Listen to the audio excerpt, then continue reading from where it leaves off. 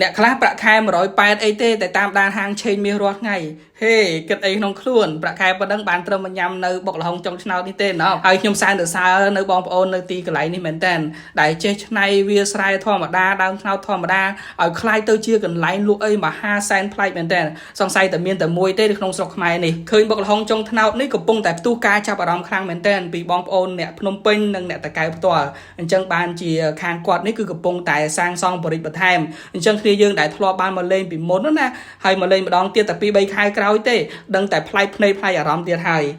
បើនិយាយពីភេទជ្ជៈឬក៏ម្ហូបអាហារវិញគឺតម្លៃសមរម្យមែនតើរសជាតិឆ្ងាញ់ល្មមសមរម្យអាចទទួលយកបានហើយបើជាមួយនឹងសាច់ចង្កាក់អាំងបុកល្ហុងហិលអីចេះគឺត្រូវម៉ាច់បដោយជាមួយនឹង Gainsborough Snow ដែលគេនិយមហៅថា Gainsborough សអីហ្នឹងណាហ្នឹងហើយរសជាតិឆ្ងាញ់ស្រាលស្រួលផឹកកាលីបជាងគេ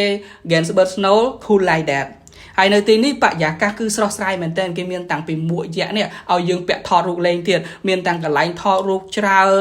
មែនតើហើយបងប្អូនអ្នកតកែវហ្នឹងគឺមានមតិយ៉ាងណាដែរសម្រាប់កន្លែងមួយនេះហើយសម្រាប់ខ្ញុំវិញគឺស្រឡាញ់ចូលចិត្តនៅបរិយាកាសនេះមែនតើដែលយើងអាចមើលទៅវាស្រែពីលើអញ្ចឹងណាហើយក៏យើងអាចមកថតរូបគៀកនឹងចុងថ្នោតអីអញ្ចេះនេះគឺជាអារម្មណ៍មួយដែលប្លែកដែលខ្ញុំធ្លាប់ដើរថតជាង230កន្លែងហើយសូមសរសើរនៅម្ចាស់ហាងដែលចេះរកគំនិតឃើញនៅក្នុងការតបតែងបែបអញ្ចឹងហើយនៅក្នុងវីដេអូនេះគឺមានតែប៉ុណ្្នឹងទេអរគុណបាយ